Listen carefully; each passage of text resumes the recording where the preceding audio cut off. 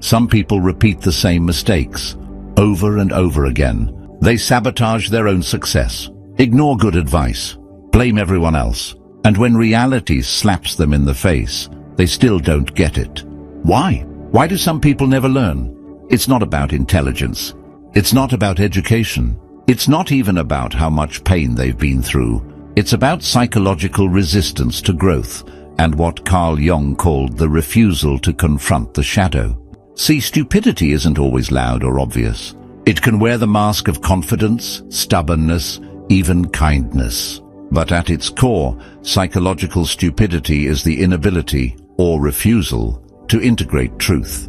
And the truth? It's uncomfortable. It demands humility. It threatens the ego. And that's where the block begins. Because once someone's ego has built an identity around being right, being the victim, or being just the way I am, learning becomes a threat. Change becomes terrifying. And self-reflection feels like self-annihilation. So instead of growing, they double down. They defend their dysfunction. They surround themselves with people who won't challenge them. They rewrite reality to protect their fragile self-image. This is what Jung meant when he said, "Thinking is difficult, that's why most people judge." Learning requires thinking. Judging is easier. Blaming is safer. Staying the same is more comfortable. And make no mistake, there's a kind of stupidity that's addictive. Because the more someone avoids truth, the more they live in fantasy. And the more that fantasy is threatened, the more aggressive, defensive, and blind they become. That's not a lack of intelligence. It's a lack of inner courage. Because real learning means looking in the mirror and saying, maybe I was wrong. Maybe I've been the problem. Maybe I need to start over. And for some people, that level of honesty is unbearable. So instead, they stay stuck, trapped in cycles they secretly hate, complaining about the same problems they quietly create, nodding to truth but never absorbing it. It's not that they can't learn. It's that they don't want to learn, because learning would mean changing. And change demands ego death. This kind of psychological stupidity isn't isolated. It spreads through families, through friend groups, through entire systems. And it's not always loud. Sometimes it shows up as quiet compliance. Sometimes it's disguised as tradition, or even worse, as pride. Because once ignorance becomes an identity, truth becomes the enemy. In toxic families, for example, the cycle might look like this. A child asks questions. The parent feels threatened. Instead of answering, they shut the child down with anger, guilt, or silence. Why? Because they were never allowed to question anything either. They never learned how to reflect, only how to obey, how to survive.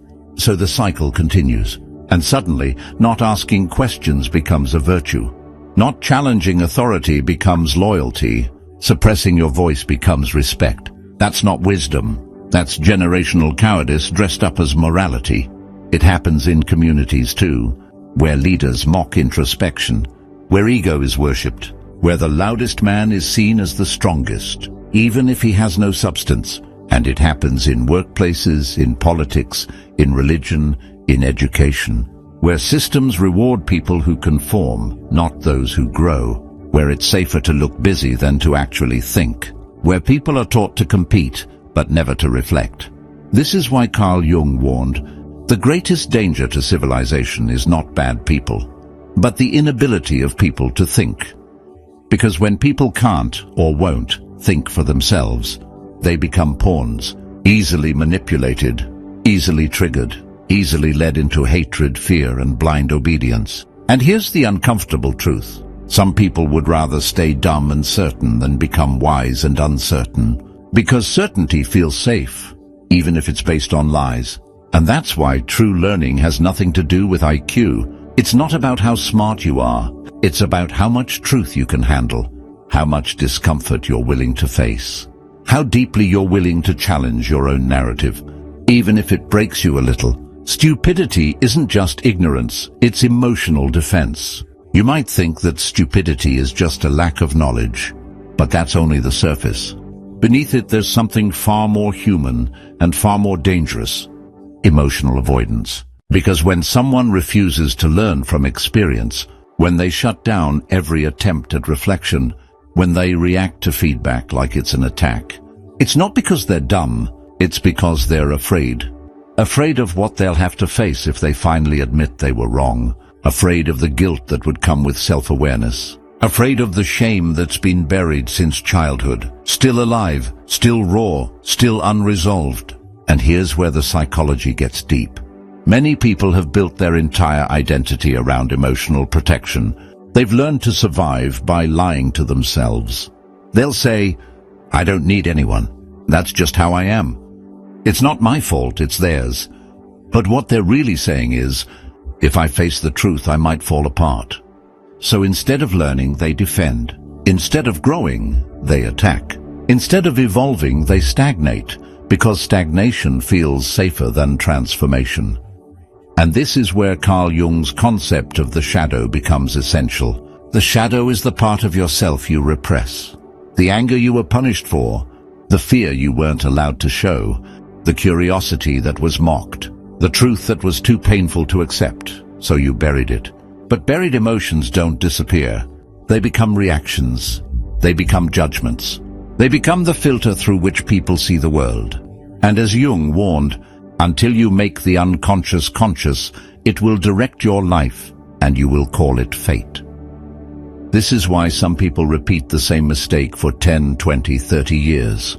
Not because they can't change, but because change would require them to unearth the pain they've spent a lifetime avoiding. So they choose the familiar over the free, the predictable over the truthful. They stay stuck and call it stability. But make no mistake, stupidity in its deepest form is not about lack of logic. It's about lack of emotional courage. By now you might be thinking, if all this is true, if emotional avoidance and ego defense are the root of stupidity, then what's the way out? It's a fair question. But here's the uncomfortable answer. Most people don't want the way out. They say they want change. They say they want better relationships, a better life, a better version of themselves. But when you hand them truth, they flinch. When you hand them responsibility, they fold. When you hand them freedom, they run. Why? Because growth demands loss. The loss of who they think they are, the loss of old stories, excuses, comforts. And as strange as it sounds, a lot of people would rather stay stuck in a familiar hell than risk stepping into an unknown freedom. Because in that freedom, they have no one left to blame. No old scripts to hide behind. No, it's just how I am to cling to. They'd have to face themselves. Completely. And many simply won't. This is what Carl Jung meant when he said, "People will do anything, no matter how absurd, to avoid facing their own soul." That's why some people sabotage every opportunity. That's why they push away good partners. That's why they always have a reason why life is unfair, or people are fake, or nothing ever works. Because if they were to admit the truth, that the problem isn't always out there, that sometimes the pattern is them, they'd have to take full responsibility. And responsibility is heavy, but it's also the only thing that can break the cycle. Here's the twist though. Not everyone can be helped. Not everyone should be helped. Some people have to hit rock bottom emotionally, spiritually, psychologically, before they even become teachable. Before they stop defending their smallness and start reclaiming their depth. And that's why you can't force someone to wake up. You can't argue someone out of ignorance. You can't lecture someone into self-awareness. You can only point to the door, but they have to walk through it themselves. So if most people stay stuck, if most people avoid truth, if most people never really learn, then what makes the difference? What separates the ones who actually grow from the ones who just talk about it? It's not intellect. It's not success. It's not how many books you've read, how many podcasts you've listened to, or how many self-help quotes you repost on Instagram. It comes down to one thing: radical self-honesty. The kind of honesty that makes your stomach turn. That keeps you up at night. That forces you to ask the questions most people run from. Where am I lying to myself? What have I been avoiding? What patterns am I blaming on others that I keep creating? This is where real learning begins. Because real growth isn't about information, it's about transformation. And transformation hurts. You'll lose old beliefs, old habits, old identities that once made you feel safe. But in that process, you become something far more powerful. Integrated, whole, conscious. Jung believed that true individuation, the process of becoming your full self, requires confronting the parts of you that you were taught to reject. The insecurities, the rage, the envy, the laziness, the fear. Not to judge them, but to understand them. Because once you bring awareness to those shadows, they stop controlling you. And that's when you start to learn, for real. Not to impress anyone, not to be perfect, but to be awake. Because when you're awake, you stop recycling pain. You stop blaming. You stop projecting. You stop living someone else's script, and you start authoring your own. But this requires something most people never develop. Emotional endurance. The ability to sit in discomfort. To feel shame and not run. To face fear and still move forward. To be wrong, and instead of defending it, learn from it. That's the turning point. That's the line between the ones who evolve and the ones who stay stuck forever. There's a reason real growth is so rare. It doesn't just require self-awareness. It demands the death of your false self. And that's terrifying. Because most people aren't in love with truth. They're in love with how they appear. They want to seem wise, to look conscious, to sound deep. But here's the reality. You can't fake inner work. You can memorize Jung quotes. You can meditate. You can journal. You can go to therapy every week. But if your motivation is still rooted in image, control, or validation, you're not healing. You're just accessorizing your ego. True growth strips you down. It humbles you. It breaks you in all the right places. And it usually starts with this quiet moment most people never share. The moment when you realize you've been lying to yourself for years. That's the initiation. The people who actually evolve, who truly transform, don't get there because they had an easy life. They get there because something shattered their delusion. A heartbreak, a failure, a betrayal. A moment of silence where the truth hit too hard to ignore. And in that moment, they didn't distract themselves. They didn't numb it. They didn't rush to rebuild the mask. They sat in the wreckage. Because the ones who grow are the ones who stop running. And here's what they realize. The ego's greatest fear is not failure. It's being seen without a mask. Raw, flawed, unfinished. But ironically, that's where your power begins. Because when you stop hiding behind perfection, you start to access your real potential. Not the curated version of you, not the brand, but the version of you that's rooted in integrity, the one that no longer fears being wrong, being called out, or being cracked open. That's the moment you go from information hoarder to self-liberator. Because most people stay stuck not for lack of insight, but because they weaponize insight to avoid responsibility. You can know everything and still change nothing. That's the trap. And the only way out is through radical self-confrontation. As Jung put it, you cannot awaken a person who is pretending to be asleep. You can't force clarity on someone still addicted to confusion. You can't teach truth to someone who's more committed to their identity than their evolution. But if you're the one ready to wake up, you don't need anyone's permission. You just need the courage to finally say, I've had enough of being asleep.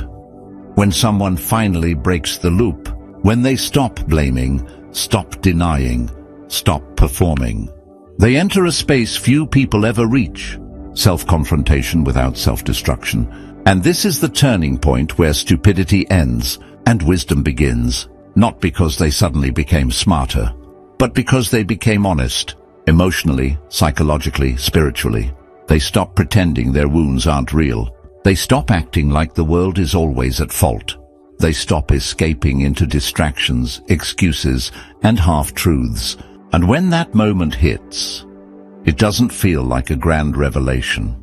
It often feels like grief, because you start to realize you've been carrying beliefs that never belonged to you, reacting to patterns you never questioned, living out roles you never chose. You feel the weight of all the time you wasted, the people you hurt, the parts of yourself you abandoned. But underneath that grief is clarity, and with clarity comes liberation. This is what Carl Jung meant when he said, There is no coming to consciousness without pain, because that pain is the price of your freedom. And once you've walked through it, you stop fearing yourself. You're no longer at war with your past, no longer afraid of your shadow, no longer performing intelligence while secretly avoiding truth.